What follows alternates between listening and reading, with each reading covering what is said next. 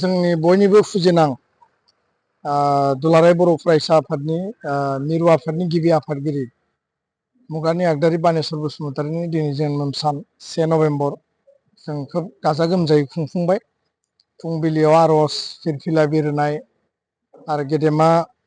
मुगानि आगदारिनि बिसांनि गोथार मुसुखायाव बिबार बावनाय आरो बिथांनि न'खराव थांनानै बिथांनि जि माने फबनाय जायगा दङ बे मुसुखायाव बिबार बावनायजों लोगोसे गेट बेखेवनाय दंमोन। बे हाबाफारिखौ मावफुंनायनि उनाव जोङो गेवलां मेल मोजाङैनो जोङो हाबाफारिखौ मावफुंबाय आरो बे हाबाफारियाव एबसुनि आगुनि आफादगिरि आसामनि केबिनेट मन्त्रि उरखाव गोरा ब्रह्म बिथां आरो बर' थुनलाइ आफादनि मानगोनां आफादगिरि डक्टर सुरत नार्जारि बिथाङा गाहाय आलासिमोन। लोगोसेनो जोंहा डक्टर दिपक बसुमतारी अपेन डिउरि गोबां आलासिफोर दङ। माहारिबादनि सासे गोख्रों दैदेनगिरि आरो बर' हारिनि अलखद, बर' हारिनि सोबख'जानाय, गादबजानाय, नासयजानाय जेथिंबो मोनसे आलाय सिलाय जि थासारियाव हारिखौ मोनसे गोख्रों नेतृत्व होनानै अर्गानाइज खालामनानै जि समाव आसामखौ रिअर्गानाइज खालामनायनि मोनसे बेयाव बै समनि भारतनि माने गाहाय मन्त्रि इन्दिरा गान्धीया एनाउन्स खालामदोंमोन। बिनि निड आरो प्रायरिटिखौ नायनानै गवालपारा डिस्ट्रिक्ट बड' स्टुडेन्ट इउनियननि नेतृत्वआव जिहेतु एबसुआ बै समाव गवालपारा डिस्ट्रिक्ट हिसाबै दंखायोमोन, माखासे माने आनसलिकबो दङमोन। मिरु आफाद दानायनि थाखाय जोंनि माखासे गोरों मेलेमजिबि रोंखा राखा सुबुंफ्रा दायथ' लादोंमोन, बिबान लादोंमोन आरो बेबायदिनो क'क्राझार ट्राइबेल रेस्ट हाउसआव ज' मिटिं लिंनानै उननि समाव आरोबाव बिजनियाव जथुम्मा खुंनानै दुलाराय बर' फरायसा आफादखौ आबुं महर होनाय जादों 1967 मायथाइनि 15 फेब्रुवारियाव। आरो बे समावनो ट्राइबेल रेस्ट हाउसनि जथुमनाय, बिजनियाव जथुम्मा खुंनाय बानेस्वर बसुमतारी बिथांखौ गिबि आफादगिरि हिसाबै बिबान होयो। कटन कलेजाव बिथाङा फरायबाय थादोंमोन आरो दिनै डक्टर सुरत नार्जारि सारा बुंदों जे बिथाङानो बै समाव एखे लोगो जिहेतु कटन कलेजाव क्लासमेटमोन डक्टर सुरत नार्जारि सारा बानेस्वर बसुमतारी बिथांखौ लिंनानै लाबोदों आरो कनेकेश्वर नार्जारिखौ गाहाय नेहाथारि, बानेस्वर बसुमतारीखौ आफादगिरि महरै बिबान होनानै दुलाराय बर' फरायसा आफादखौ मिरु आफादा बुं दादों। दा बेखायनो बिथांखौ जोङो मुगानि आगदारि, बै समनि आरो इयुन बर' हारिनि माहारिबाद, हारिनि रैखाथि थामोन्था गासै बिथिंखौ मावनायनि जि मोनसे मान मर्यादा बेखौ स्वीकृति होनानै मुगानि आगदारि बिमुं जों होदों। दा बिथांनि जिखिनि थुनलाइ बिथिङाव हाबा मावनाय, उननि समाव गाहाय नेहाथारि हिसाबै बिबान लादों मिरु आफादाव। बाथौ गौथुमावबो बिथाङा गाहाय नेहाथारिनि बिबान लादों आरो बिजाब लिरनाय, थुनलाइ सोरजिनाय, राव सोदोब माने नागिरनानै दिहुननाय, समाज फोसाबनाय, सासे गोख्रों फोरोंगिरि हिसाबैबो सोलोंथाइनि खामानि मावनाय, गासै बिथिङाव बिथाङा पायनियर रल लानायखायनो दिनै बिथांनि जि कन्ट्रिबिउसन बर' हारियाव जेब्लायबो जुगामि जानानै थागोन। इयुन जोलैया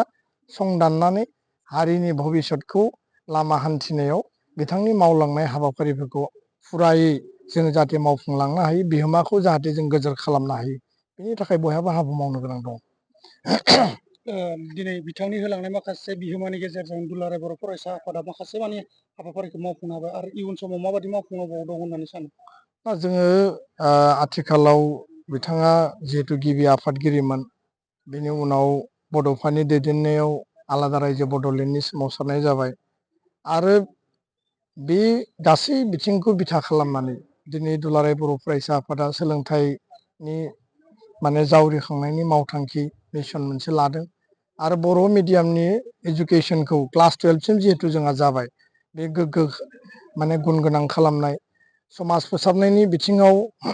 जोङो बड'फा गोजोरथियारि सोलायनाय मावथांखि, जेराव नोङो स्पर्ट्सनि आन्डार 13नि बयस एन्ड गार्लसनि बाथ्रा,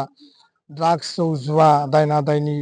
उन्दै बैसोआव हाबा जानाय मानसि लांखारनाय, बे एन्टि ससियेल एक्टिभिटिया जोंहा बियो माने मोनसे जि गोख्रों हाबाफारि, खारन समाजखौ जों खुनु कारनाव गुबुंले थासारियाव दोननो हाया। बेनि अनगायैबो जोङो गुबुन गुबुन बिथिङाव हारि दानायनि थाखाय जिखिनि जोंहा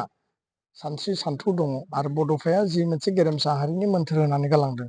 बे खुनु कारनाव जिरायनानै थाया बे आल्टिमेट लेभेलसिम जोङो हाबा मावलाङो गोजोन्थों मोनसे गोजोनथाव फोसावथाय नोंथाङाबो फुजानि मुङाव गोदान गानग्रा जोमग्रा बायनो गोसो दं नामा फुजा बोथोराव नोंथाङाबो गोदान गानग्रा जोमग्रा गाननो गोसो दं नामा फुजा बोथोरनि मुङाव गोदान गानग्रा जोमग्रा बायनो गोसो गुदुं नोंथांमोननि थाखाय मोनसे गोजोनथाव रादाब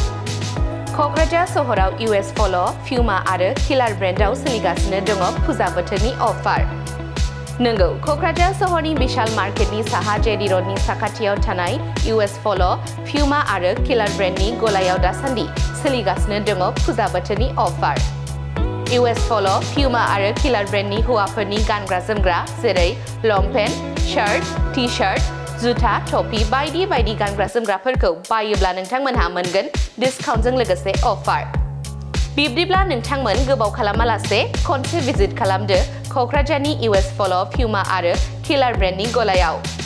लोगोसे लानानै थांदो नोंथांजों गोरोबनाय समायना रमायना गानग्रा जोमग्राफोर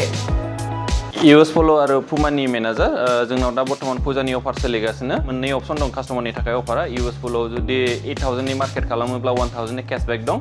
आरो जुदि केशबेकखौ लायाब्ला 5000 नि बेक फ्रि मोनगोन आरो जुदि नोङो बिनि बारा लाबावोब्ला जुदि 10000 एबाब लायोबा 13000 नि लायोब्ला 2000 केशबेक दं आरो जुदि 17000 एबाब जुदि लायोब्ला ट्रलि बेग फ्रि मोनसे फ्रि दं आरो जोंनि बे US पलआवहाय आरो लोगोसे जोंना बेजों लोगोसे पुमानि दङ पुमा शुसआव दं बर्तमान बाय 1 20% अफ बाय 2 25% अफ आरो लोगोसे एप्रिल्सआवबो दं दा जोंनाव बे अफारा सोलिबाय थागोन टिल खालि फुजासिम सोलिगोन आरो बे अफारा जों মই এখন কিলাৰৰ মেনেজাৰ হয় আৰু এইটো লোকেশ্যনটো হ'ল আপোনাৰ বিশালৰ ওচৰত পাই যাব আপুনি বৰ্তমান মোৰ ইয়াত অফাৰ চলি আছে 3999 পাৰ্চেছ কৰিলে আপুনি 500 লেছ পাব আৰু 5999 আপুনি যদি পাৰ্চেছ কৰে তেতিয়া আপুনি 1000 লেছ পাব আৰু যদি 499 যদি আপুনি মানে পাৰ্চেছ কৰে তেতিয়া আপুনি 2000 লেছ পাব কাষ্টমাৰসকলক মই এইটো মানে জনাব বিচাৰিছোঁ যে মোৰ ইয়াত মোটামুটি ভাল কালেকশ্যন আছে টি-চাৰ্টৰ কালেকশ্যন তাৰপিছত চাৰ্ট জিন্স মানে এভেইলেবল আছে মোৰ তাতে ইয়াত আপুনি যিটো মানে যেতিয়া স্লিম ফিট এংগেল ফিট যিটো আপোনাক ফিট লাগে জিন্সৰ সেইটো আপুনি এভেইলেবল মোৰ তাতে পাই যাব